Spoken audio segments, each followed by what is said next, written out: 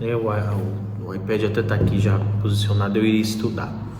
Mas eu resolvi fazer diferente dessa vez. Eu resolvi conversar um pouco sobre a dinâmica da faculdade, né, com vocês. Então eu não trouxe nem o suporte do celular hoje, então vai ficar aqui mesmo, encostado na garrafa. Nesses últimos vídeos que eu fiz, nós falávamos sobre... você viu o último vídeo, falava sobre métodos de estudo e tudo mais. Eu acho que algumas coisas a gente precisa sempre falar, né, sobre estudos. Eu acho que, primeiro de tudo, nenhum método é infalível. O método ele é desenvolvido para te ajudar um pouco a melhorar a maneira com que você vai fazer o seu estudo. Porém, algumas pessoas têm seus métodos próprios e buscam fazer da melhor forma possível e dá certo. Então, primeiro de tudo o que dá certo, né? Isso dá certo para você, isso não dá certo. Então, primeiro de tudo é saber o que dá certo e saber dentro da sua formação, do seu curso, o que você pode ou não aplicar. Por exemplo, para quem faz alguma matéria no âmbito de ciências exatas, como matemática, química, talvez a linha, a folha com a linha, né, não seja melhor pautada, né? Não seja melhor, talvez a quadriculada seja melhor para escrever, ou porque tem que fazer figuras geométricas, não sei, né? Então, talvez a folha quadriculada é melhor do que uma folha lisa, do que uma folha pautada, né, com linhas. Então, depende um pouco a dinâmica de cada um, de cada curso. Então, acho que a gente precisa, primeiro de tudo, entender essa realidade. Tem gente que lê um livro inteiro para depois fazer alguma anotação, né? Tem gente que a cada página do livro já faz uma anotação. Então, ou seja, tem gente que risca o livro inteiro. Eu mesmo gosto muito de riscar o livro. Eu prefiro deixar o livro mais ali possível do que ficar riscando o livro e marcando. Eu acho que gosto mais de preservar. Eu prefiro escrever numa folha à parte, né, e colocar a página de onde eu tirei aquilo, né? Então, cada um tem uma metodologia para fazer a questão dos estudos, né? O importante é que dê certo. Na sala de aula, por exemplo, ninguém faz resumo bonitinho durante a aula do professor, né? Tem professor que fala mais rápido, então não adianta você querer fazer um método onde fala-se muito rápido, o professor fala muito rápido, você querer ficar com métodos, fazendo cabeçalhos, fazendo desenhos muito elaborados, com várias canetas com cores diferentes, com tipos diferentes de caneta, porque na verdade você vai perder tempo, né? Quando você terminar de fazer um subtítulo, o professor já terminou, foi o ponto, né? Então você ficou para trás. Então você tem que saber dosar a maneira de fazer as coisas, que fique organizada, que fique compreensível para você, né? Não para o outro, porque cada um toma nota, faz o seu estudo do seu próprio modo. Então tem que ficar organizado para você e não para outra pessoa. Então você, quando pegar o texto em mãos, você sabe, não, aqui está falando desse conteúdo específico, né? Então, ou seja, você tem que ter essa capacidade ali de fazer isso, né? Gente, quando você vai estudar teologia ou filosofia, exatas no geral, né? Mas eu diria assim, filosofia e teologia é muita leitura e muita escrita, né? E os textos na área da filosofia e da teologia, eles são muito são muito conexos. Então você não consegue se prender num único material ali, né? Você tem que ficar buscando referenciais em diversos pontos, né? Filosofia nem se fala, né?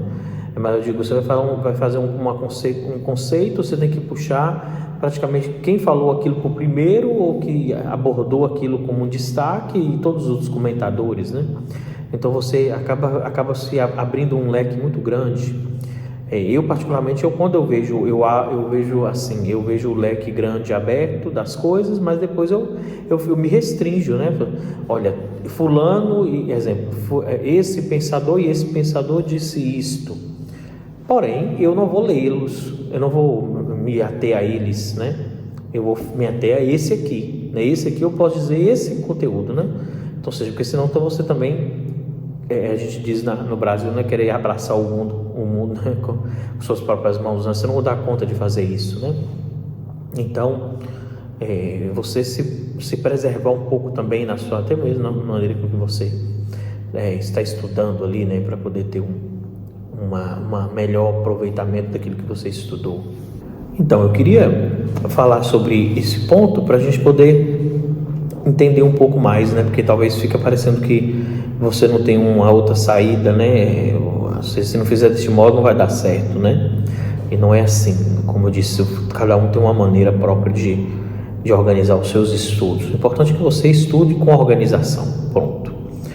Outra coisa, nós estamos vivendo um período de uma intensa busca de conhecimento na área da teologia e da filosofia, né? Mas vou me ater ao meu campo, que é a teologia, né? Nós temos visto uma grande busca de conhecimento na área da teologia. Porém, eu tenho visto que as pessoas não têm buscado, como diz os grandes autores, né? Compreender para crer mais, né?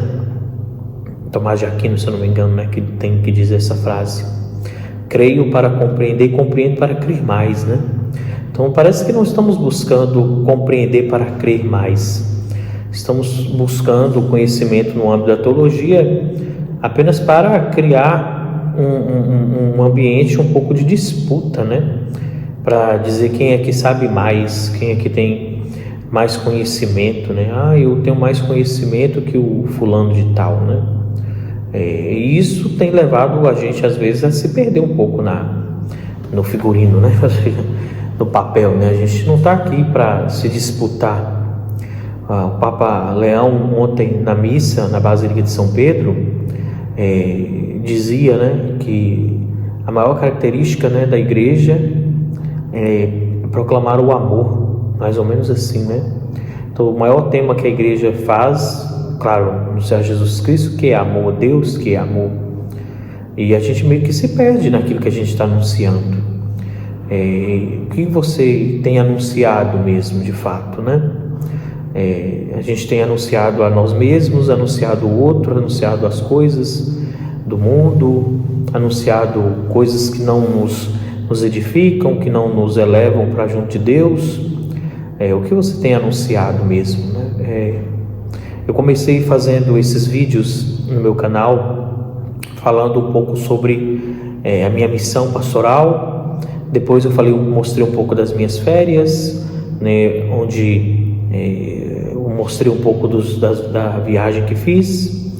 E agora estou aqui, né, voltando à dinâmica dos estudos. Então a gente acaba mergulhando novamente no saber, né, da teologia, para entender um pouco mais sobre aquilo que nós estamos anunciando, né? Esse é o propósito do curso de teologia, do meu mestrado, né? Esse é o propósito nosso, é compreender para poder debater com aqueles que não creem, para que eles possam compreender melhor e que nós também possamos compreender aquilo que nós cremos, a levar o outro a converter-se a Deus, a buscar cada vez mais o Senhor. Então eu acho que esta é uma missão que nós temos que preservar sempre, né? Não sei se ficou claro o meu propósito no meu canal, mas o meu canal a minha intenção não é fazer vídeos de viagem, né, mostrando pontos turísticos, roteiro turístico, quanto é que custa para você ir ali, né, quanto é que não custa, né, valores de viagem, né? Falo alguma coisa nesse sentido, porque as pessoas também têm curiosidade. Mas contar história, né? Porque mesmo que eu não sou historiador, não conheço as coisas, né? Assim, mas aquilo que a gente sabe, né?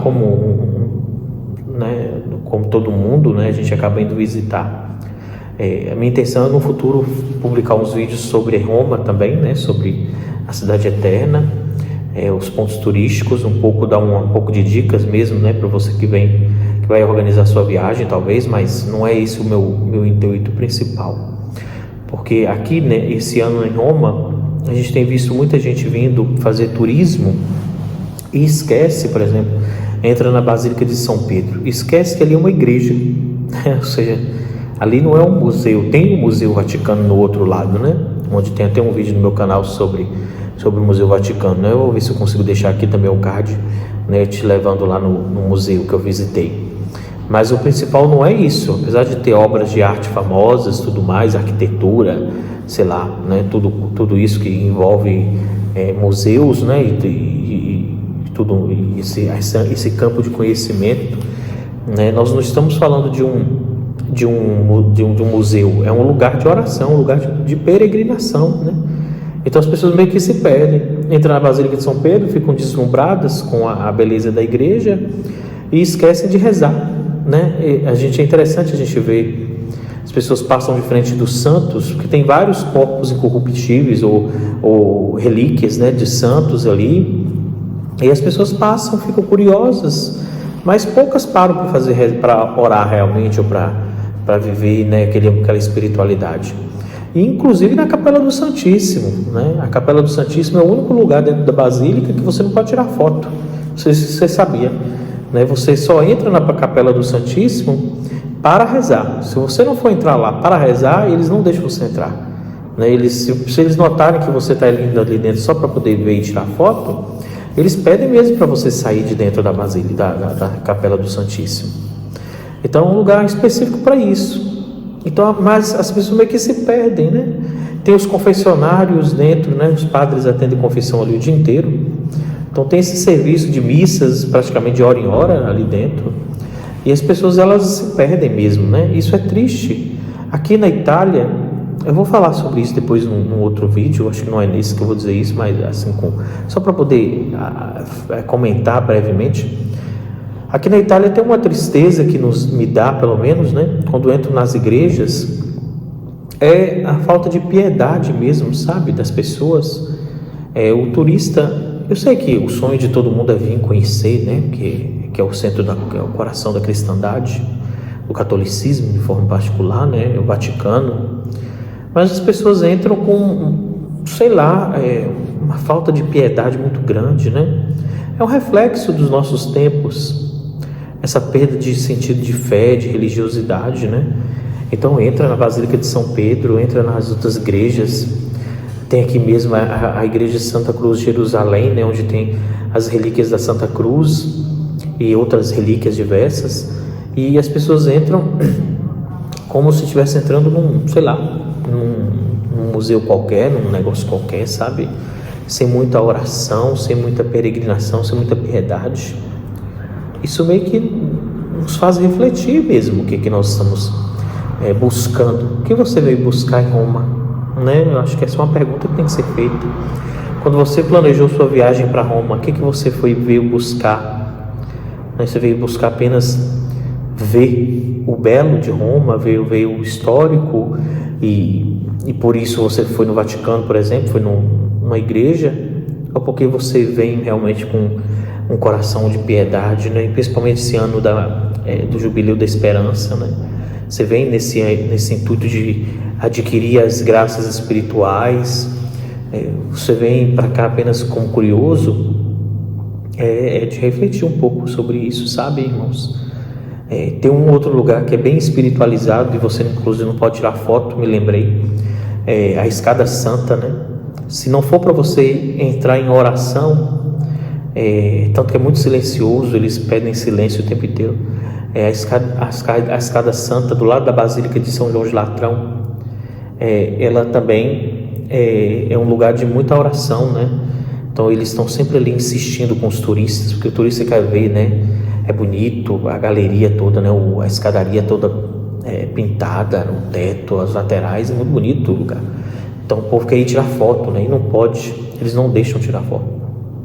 Tem uma parte só onde me parece que dá para tirar foto, mas, ou seja, mesmo assim você tem que ser muito discreto ali, silencioso, que é um lugar de oração especificamente, né? Então eu acho que quando você vier a Roma, pense um pouquinho essa dinâmica, né? Quando você preparar a sua viagem, né? Talvez se você vier com grupos de peregrinos, talvez seja melhor, talvez vai ser mais caro, né? Mas pelo menos você vai poder viver essa experiência um pouquinho mais forte, né? Aqui em Roma eu costumo acompanhar quando me pedem, né? Eu costumo acompanhar alguns turistas já me pediram algumas vezes, e eu sempre pergunto, né, para eles, eu falo assim, olha, você vem para cá para passear ou você vem com o intuito de uma espiritualidade? Porque se for só para passear, tudo bem, eu acompanho, não é um problema, mas eu, quando é para uma espiritualidade, eu procuro falar um pouco mais, eu procuro chamar a pessoa para rezar e tudo mais, né? Conduzir uma oração. Eu gosto mais desse estilo, né? Do que do simplesmente mostrar, né, os lugares turísticos, né? Como diz, né? Mostrar por mostrar. Então assim, caso você venha, você deseje também a mesma coisa, né? Eu gostaria que o senhor me acompanhasse, a gente combina direitinho os dias e horários, né? Que eu posso também, porque eu não posso toda hora e todo dia, mas o dia que eu posso, eu acompanho você. E aí a gente pode, assim, viver esse momento juntos também, né? Peregrinar, né? Rezar juntos, participar da missa, dos momentos de oração diversos. Então é mais ou menos assim, um conselho que te dou, você que vem para Roma, né? E é isso, nesse dia, aqui hoje, segunda-feira, queria fazer um pouco dessa meditação com você, só para a gente poder entender um pouquinho mais também sobre a nossa missão, né? Sobre aquilo que estamos fazendo também aqui, com esse modo diferente, né, de evangelizar. Tá bom, vou voltar aqui então, tem um tempo ainda, tem mais de 1 hora ainda, eu vou voltar para começar meus estudos. Eu ia começar, parei para gravar esse vídeo, essa parte, e é isso, vou voltar, vou reestudar um pouquinho, e daqui a pouco eu tenho outra aula. Tá bom, Deus abençoe.